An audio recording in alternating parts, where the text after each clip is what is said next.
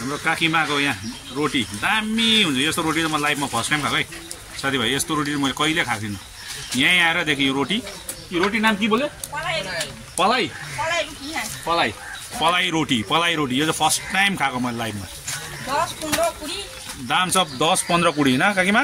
कतो 10-15 कुडी, 10 रुपियाँ 15 रुपियाँ र 20 रुपियाँ दाम चाहिँ हो। यो रोटी चाहिँ फर्स्ट टाइम खाएको भनेर हेरौँ। आगो हेर्नुहोस्, आगोमा बालिरहेछ हो। तपाईँलाई भिडियो त अघि देखाइसक्यो, अब जस्ट अहिले एक्सप्लेन मात्रै गरेको। त्यही भएर चाहिँ यहीँ बिहानको नास्ता खानाको है।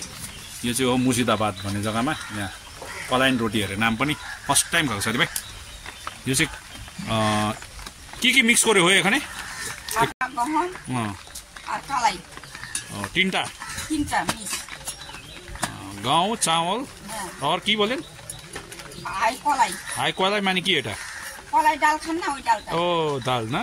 वो तीनटा मिक्स गर्यो एटा रोटी होइन? यहाँ साथीभाइ चामल दाल र आटा मिलाएर चाहिँ यो रोटी बनिँदो रहेछ साथीभाइ। पिसा नकोरे चाहिँ है? निजे कोर्यो आटा उहाँ पऱ्यो हेर्नुहोस् हो। यहाँ काकीमाको यो रोटी। फेरि यसमा केही चाहिँदैन, चटनी प्याज भयो भने भइहाल्यो। लसुन चटनी पनि ऊ पऱ्यो देख्नुभयो साथीभाइ। यही हो नास्ता यहाँको चाहिँ अहिले। हुन त पुरी सुरी सब पाउँछ। अब यो चाहिँ नयाँ कुरो भनेर चाहिँ खाइ हुँदैछ अहिले। टेस्ट कस्तो हुन्छ? ओह काला हो जाबे बेसी काला कर पनि र साथीभाइ अब यही खाइ हुँदैछ हाम्रो चाहिँ यहाँनिर। यहाँ चाहिँ यति मात्रै यसको डाइट चाहिँ चटनी प्याज हो, यति मिलाएर हो। यति मात्रै खाने चाहिँ। दुई भाइ खाइ हुँदैछ। कस्तो लाग्यो टेस्ट? दामी। तिमी फर्स्ट टाइम होला? फर्स्ट टाइम, तर बहुत ताकतको चाहिँ मदेसमा। ताकत प्रोटिन अडिलो अगाइहाल्छ। अगाउँछ पनि ताकत पनि आउँछ। ताकत पनि हुन्छ है। फेरि हेल्दी पनि रहेछ। कुनै तेल मसला छैन। सुक्खा है आगोमा त्यही पनि, ग्यासमा पनि होइन, माटोको भाँडामा त्यो पनि। त्यो त भन्नु बिर्स। अझै माटोको भाँडामा हो मजाको। यो चाहिँ अर्ग्यानिक भनौँ न यसलाई चाहिँ है, एकदम प्योर अर्ग्यानिक। अब यस्तो त उतातिर पाउँदैन सल्लाहतिर हो। मैले कालिम्पोङ पनि खाएको थिइनँ, यहीँनिर खानु पाएँ यस्तो चाहिँ। एउटा इन्ग्रिडियन्ट्स लिएर गएर यस्तो खालको सिकेर बनाउँ न यो सब मिक्स गरेर खाने चाहिँ मजा आउँछ। सल्लाहमा 50 रुपियाँ यो र साथीभाइ अब टेस्ट गरौँ है, खानु पऱ्यो। भिडियो गर्नु अप्ठ्यारो भइरहेछ किनभने अब स्ट्यान्ड पनि केही छ नि, आफै हातले पक्रेर गर्नुपर्दछ हो।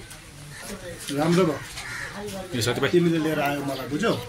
नभए मलाई अर्कै मैले पुरी खाइदिनु त्यसरीको पुरी र त्यो झोले मात्रै भएको थियो रातो कलरको सब्जी।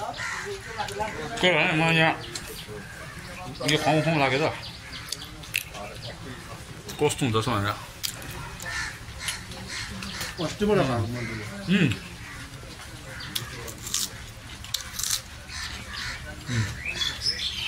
प्याज छिन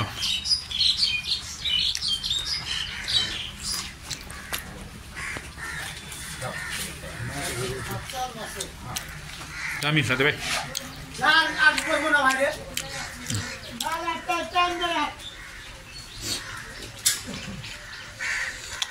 दुई भाइ मजाले खायो हुँदैछ। दुई भाइ पार्टनर गल्ला हो।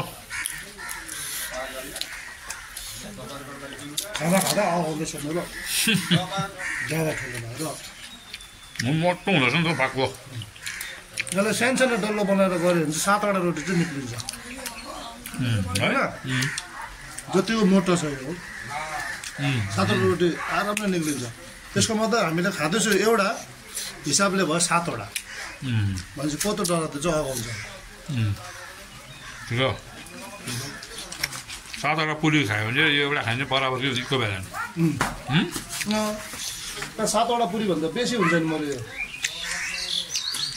हो रहेछ अडिलो फेरि अडिलो हुन्छ नि यो चाहिँ पुरीले चाहिँ अब अलिकति तेलको उयो हुन्छ त्यसले चाहिँ अब एकदमै भोक पनि छु लाग्यो पर्फेक्ट अचार पनि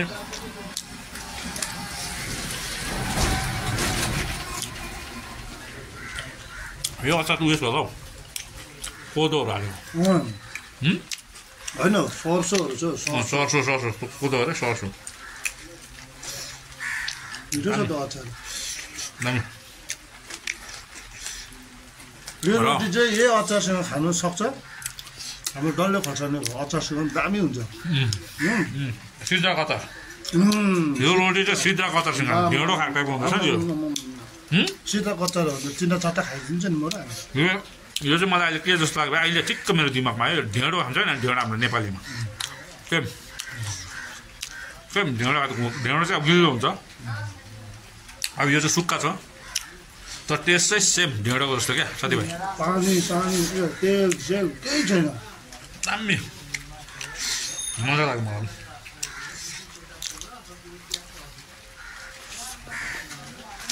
साथीभाइ जिन्दगीमा है के खानुपर्छ यो नयाँ जग्गामा नयाँ खानु पायो खुसी लाग्यो नयाँ कुरो टेस्ट गर्नु पायो मजा लाग्यो र यति भन्दै यो मेरो सानो छोटो ब्लग त्यहीँ समाप्त गर्छु है फेरि भेटौँ मेरो नेक्स्ट ब्लगमा तबसम्मको लागि हेभ अ नाइस डे सुति है भाइ भन्थ्यो हस्